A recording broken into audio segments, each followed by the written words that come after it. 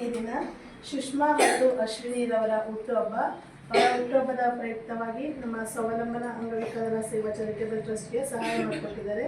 ಸುಷ್ಮಾ ಮತ್ತು ಅಶ್ವಿನಿ ಅವರ ಕುಟುಂಬದವರೆಲ್ಲರಿಗೂ ದೇವರು ಆಯುಷ್, ಆರೋಗ್ಯ, ಭಾಗ್ಯ, ಕೀರ್ತಿ, ಯಶಸ್ಸು ಎಲ್ಲವನ್ನು ಕೊಟ್ಟು ಕಾಪಾಡಲಿ ಎಂದು ಹಾರೈಸುತ್ತಾ, ಹಾಗೂ ಸುಷ್ಮಾ ಮತ್ತು ಅಶ್ವಿನಿರವರಿಗೆ ನಮ್ಮ ಸ್ವಾವಲಂಬನ ಅಂಗವಿಕಲರ ಸೇವಾ ಚಾರಿಟೇಬಲ್ ಟ್ರಸ್ಟ್ ವತಿಯಿಂದ ಹುಟ್ಟುಹಬ್ಬದ ಶುಭಾಶಯವನ್ನು ತಿಳಿಸೋಣ.